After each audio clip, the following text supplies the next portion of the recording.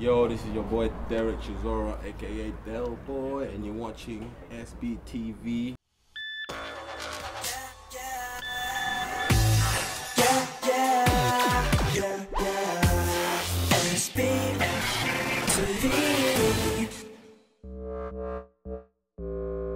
Okay, so I'm here. A little bit of a scary moment. Never really done nothing like this. Normally interview artists and stuff, maybe a few actors, but never a boxer. Some say this boxer's a bit out of control as well. Dereck Chisora's gym. A little bit dark. I've come across some baby jelly.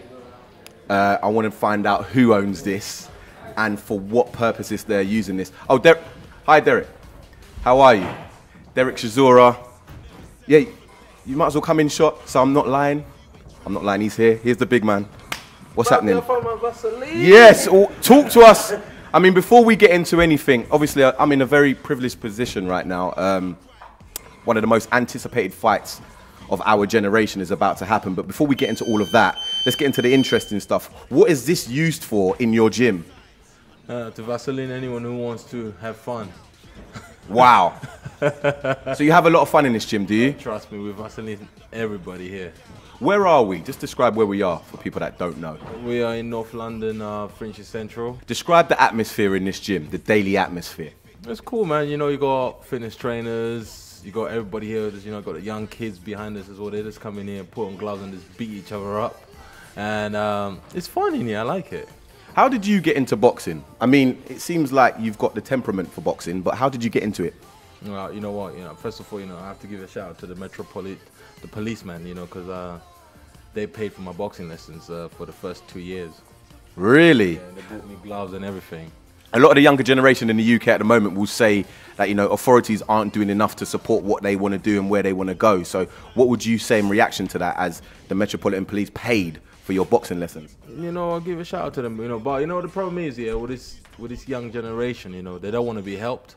They think they know all of it. So when you want to help them, they think you're like mugging them off. But really and truly, you know, you only can help those who want to be helped. And I chose to be helped, and I was helped. So why did the police help you?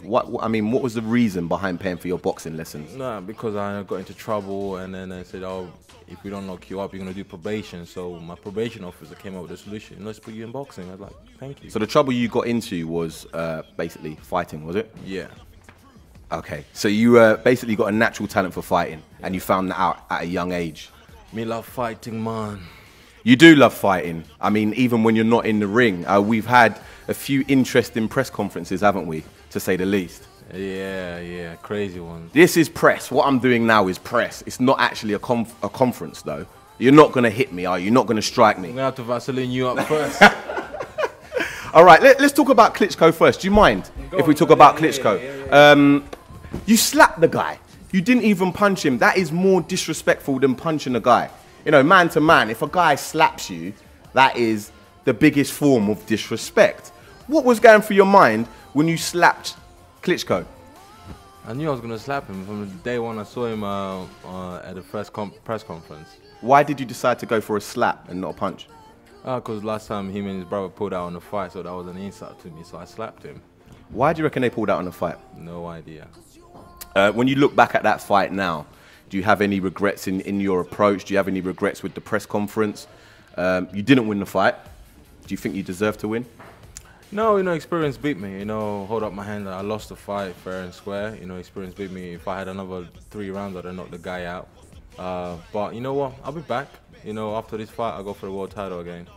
It's kind of, do you know what? I don't actually want to see you in a press conference again unless you're going to do something like that again. I mean, a normal press conference with you now will be so boring. Everyone will go home disappointed.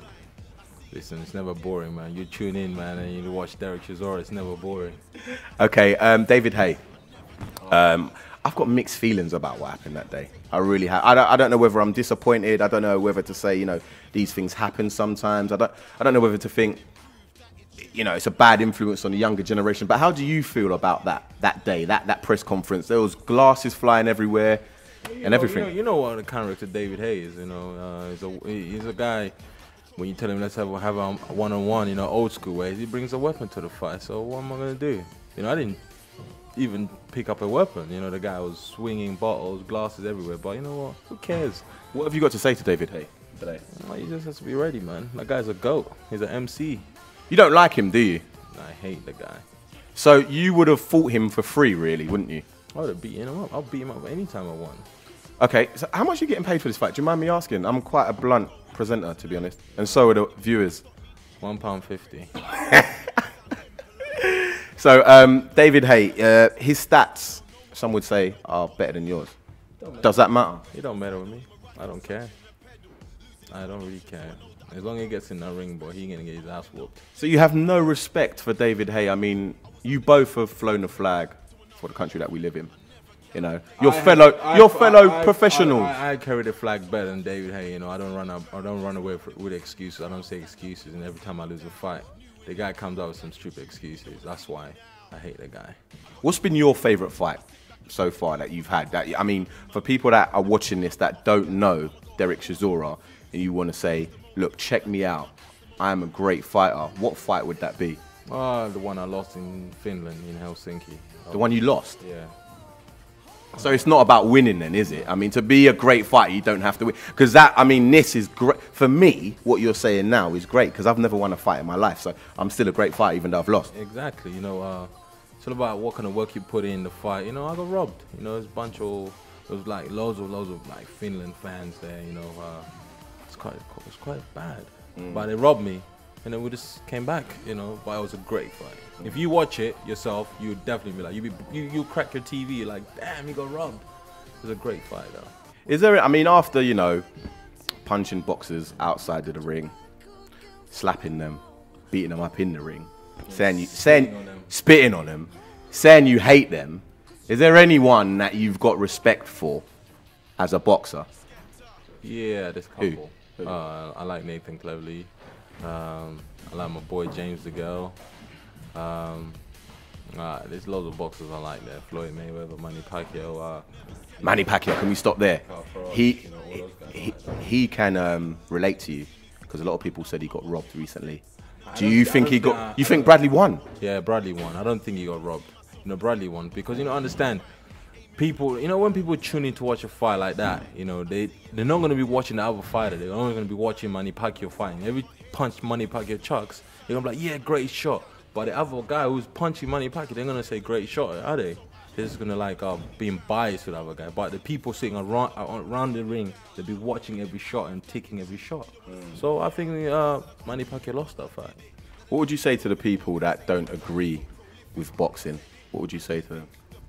Why don't I agree with boxing, man? Boxing has been here before me and you were born, man. Before we were swimming in our dad's nutsack, bro. So Pause. Pause.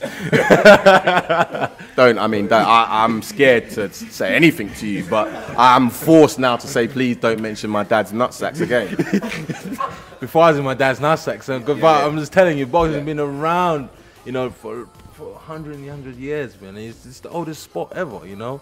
And those who don't like boxing, it's sort off to them. And those who like it, gonna keep watching it. You know, the first fight I ever watched was Ricky Hatton and Costa Zoo, and I enjoyed that because I went to Manchester to buy a car, and I saw loads of crowd in the city centre. I was like, what's happening? Oh, there's a big fight happening. So we went and bought tickets, me and my pal, and we sat right at the gods, and it was pigeons right at the top. You know, and that's when I love boxing. How would you describe yourself outside of the ring? I mean, there's a lot of people that have only seen a few clips of you, and you've been very, very angry. I saw a clip of you even kind of walking out of a venue after a press conference, getting angry because no one had your coat. Do you remember that? Oh, yeah. And you're just like, where's my coat? Where's my coat? You see the problem? Where's your coat now? Let's switch on someone. Where's your coat? Where's Dereck? Where's your coat? Where's my coat? Where's my coat? My coat is in the car. Okay, all right. That's your own fault then, isn't it, really? We can't switch on no one. Well. Nah, you know what? To be honest with you, you know, like, you know, when you, it's like, put it this way, man. If you put a dog in a cage for about a month and you let it out to play with other dogs, always going to be violent and vicious. Yeah. Basically, it's the same as athletes, as boxers, because when we start training, it's like we're locked off from this society for about at least 3 months, you know. All we just know is to train, eat, and sleep, you know. And the last week of the fight, and then the fight the next day, is like, you know, your adrenaline is pumping, you're going mental, you're going crazy, you know, you're just thinking bad stuff, you know, what you want to do to this other guy, you know. And then afterwards, you know, everything comes down and you become normal. So when this happened with the slap, I wanted to just leave them because, you know, if I stayed in there would have been a riot. It's crazy. The British Boxing Council are not gonna back this fight. That's right. Is that true? Oh yeah. They're not gonna back it. So I mean, but you found a way. Frank Warren found a way, didn't he? Found a way, man. It's a revolution, man. You know, it's happening. Big up Frank Warren, man. Exactly. You know, big shout out to FW. You know, he knows what he's doing. What's Frank Warren like? He's actually he's a geezer. he's old English, basically. Yeah. Okay. So, what would you say to the British Boxing Council that won't back this fight, and you've had to find other avenues to make this fight happen?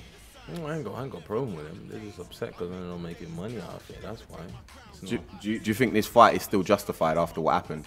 Oh yeah, the fight is happening. Everybody wants to watch it. What round are you going to take him out in, David? I mean, he's watching, and so's Pacquiao actually. But first, before we get to David Haye again, let's talk to Pacquiao. What have you got to say to Pacquiao? He lost fair and square. I mean, talk to him. Did he lose fair and square? Because he'll be watching this. Oh yeah, he lost fair and square, and next time he's in the ring, he should work harder and just beat the guy if he can beat him. Okay, and now David Haye. Well, he says he's going to knock me out in round 6. That's what I heard he's been saying on Twitter. What round are you going to go for? I know you like the 8th round, don't you? Around about that time. I'm going to blow him out his arse and then knock him out. So you don't quite know what round? No, I don't know. But you're going to mess about with him first and then... I'm going to mess about with him. I'm going to beat him up. Every round I hit him, every round I'm going to hit him, he's going to know he's been hit. So he's going to pay for it. What training have you been doing and how often have you been training? Been training every day. You know, today's my day off on a Wednesday because I had a hard sparring yesterday. So I'm going to be back again here sparring again tomorrow and Friday. Okay. Can we get a quick tour of the gym? Is that all right? Or is it top secret? You want a quick tour? Yeah, we want a quick tour about, you know, what you would do on a daily training basis. I don't know. Just what would you do? So say it was tomorrow morning. What time do you start? 4:30 in the morning. 4:30 in the morning? Yeah, I get outside the gym. I run. At least 10K or 5 miles, and then I come back and I just stretch out and I go home and sleep, and then I come back here and this is actually my corner. Okay, so this is the corner you go to at about what time? 6:30 a.m. No. When I come back around 2 o'clock, I come back to this corner and I start changing everything on mine is there, just laying around, and I warm up and when I get in my ring. And you get in your ring and you beat people up, do you? Yeah, we spar sometimes, and these are my 2 favorite bags.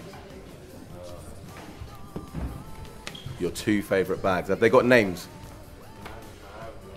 Should we call it David? No, I can't call it David. It's too good to call it. It's too. This bag is better than David, is what you're saying. Yeah, this is what I'm trying to say. Yeah, this bag is good. Feel it. Just punch it. Oh, cool, blimey! Almost broke my hand, man. It's tough, isn't it? Yeah. Do you wear gloves when you punch that bag? Yeah. Okay. And this one is quite good. I call this one the daddy bag. The daddy bag. Yeah. This one is like when you punch it, your punch just comes back. Like when you snap it. I feel like a few of your boxing victims are stuffed in there. Is that right? Yeah, we'll be stuffing David Haye in there soon. Okay. What happened to this one? This one got demolished. This used to be Lennox Lewis's bag. No way. Yeah, because when we went to his gym, when they shut his gym down, we went and bought some of this stuff. And that's actually Lennox Lewis's ring. We bought that, that's Lennox Lewis. So Lennox Lewis destroyed this, did he? Yeah, but you know, kickboxers, you know, these guys, kickboxers are like, always kicking everything, you know, so they kick this bag to death. And it looks like a bloody penis, doesn't it? I mean, people look up to yourself and people like Lennox Lewis. What would you say to the younger generation out there that are keen to get into boxing and follow the footsteps of yourself and Lennox Lewis? You know, first of all, man, you have to have the heart. If you ain't got heart, man, it's the wrong game for you.